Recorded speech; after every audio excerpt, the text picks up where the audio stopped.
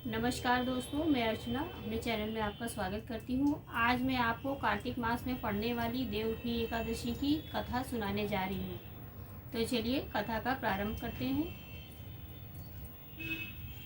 इसको प्रबोधनी एकादशी भी बोलते हैं और देवोत्थानी एकादशी भी बोलते हैं। दोनों नाम इसके पुकारे जाते हैं। तो चलिए कथा शुरू करते हैं। कार्तिक मास के शुक्ल पक्ष की एकादशी, प्रबोधनी एकादशी महात्म्य। श्री कृष्ण जी बोले, हे दुष्टिर, कार्तिक मास के शुक्ल पक्ष की एकादशी का नाम प्रबोधनी है।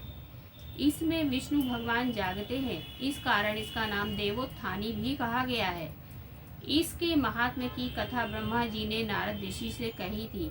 जिसके हृदय में प्रबोधनी एकादशी का व्रत करने की इच्छा उत्पन्न होती है, उसके 100 जन्म के पाप भस्म हो जाते हैं, और जो इस व्रत को विधि पूर्वक करता है उसके अनंत जन्म के पाप नष्ट हो जाते हैं। ये भगवान की प्रसन्नता का ही मुख्य साधन है। प्रबोधनी एकादशी के व्रत से मनुष्य को आत्मा का बोध होता है। जो इस व्रत से विष्णु जी की कथा सुनते हैं उन्हें 7 दीपों के दान करने का फल मिलता है।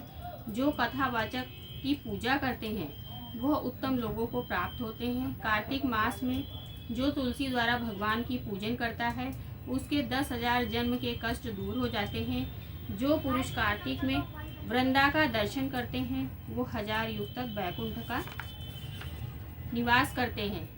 जो तुलसी का पेड़ लगाते हैं उनके वंश में कोई निसंतान नहीं रहता।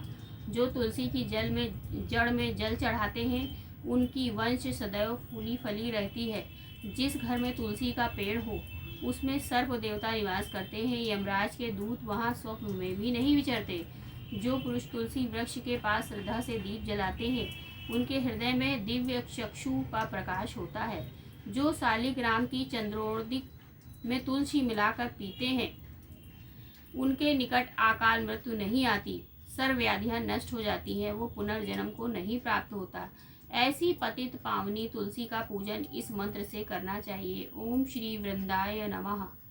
जो चातुर्मास या एकादशी में मौन धारण करे उसे स्वर्ण सहित तिल का दान करना चाहिए।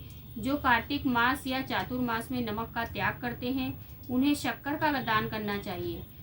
कार्तिक शुक्ल एकादशी से पुण्य तक देव स्थानों में दीपक जलाने से महापुण्य मिलता है। बुद्धिमान पुरुष सारा कार्तिक का महीना नदी, तट इत्यादि पूज्य स्थानों में दीपक जलाते हैं। प्रबोधनी एकादशी का महत्व सुनने से अनेकों गौदान का फल मिलता है।